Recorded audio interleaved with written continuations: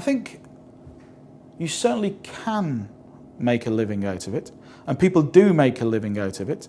I have to be blunt. When clients trade with spread betting firms, we see their trades. We don't see the amount of time or the amount of effort they've put into that particular trade. All I'm clear on is it's not easy.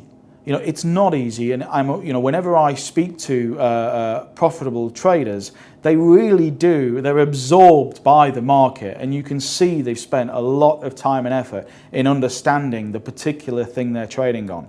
And I suppose on the flip side of that, if somebody comes into financial markets and hasn't put any effort into it whatsoever, then yes, I think they tend to lose. But it's a difficult one for me to answer. How much do the top spread bettors actually make?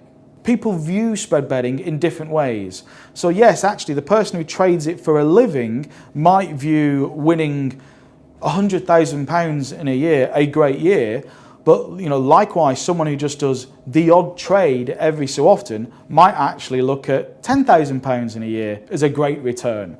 But yes, I think it's fair to say, I think the most famous number, I always remember a particular client winning £5 or £6 million.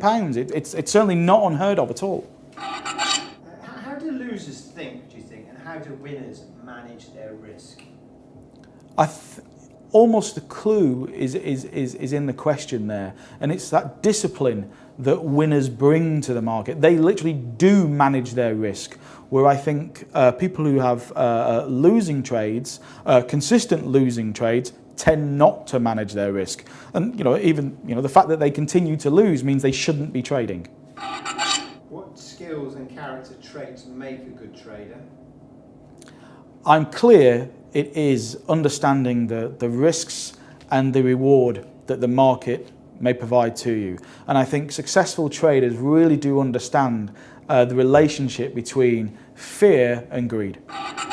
Do short-term day traders make more money than long-term traders, do you think?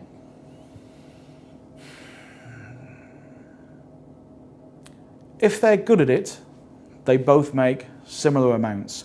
I would say that they're a very different profile.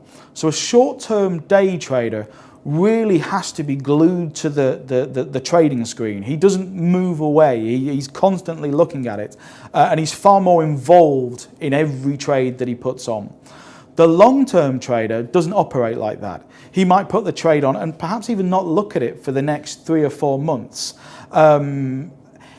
And I think it depends actually on the volatility of the markets. So if markets are very volatile, and obviously a short-term trader is on the right side of it, then he will make more money.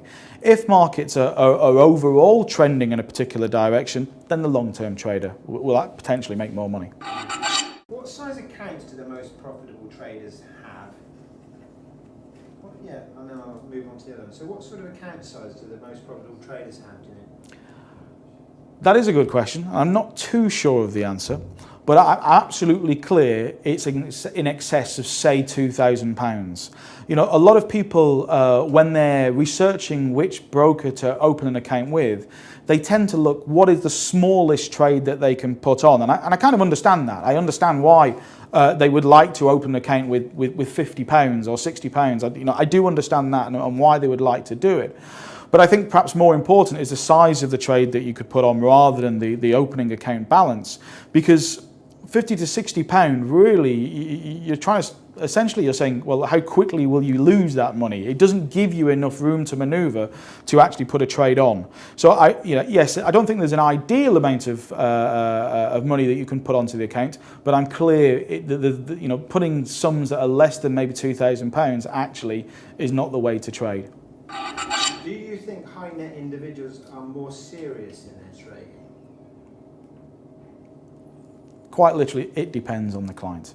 So perhaps, and maybe this is a fair answer to the question, if they're high net worth and they've made their money through trading, then yes, they tend to have a lot more discipline when they trade. But if their financial position has been produced through something completely unrelated trading, I don't think there's a generalisation I can give you on that.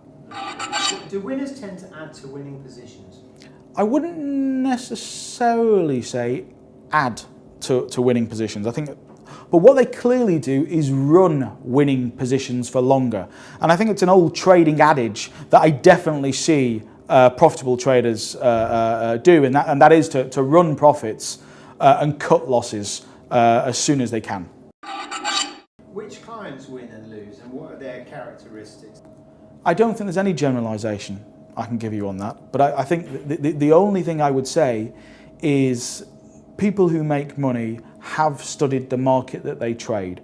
And perhaps, and maybe this is a generalisation, that the younger end of the trading community perhaps don't put as much effort into researching the market that they trade, but it is a generalisation. I don't see necessarily any correlation between age and success of the trader.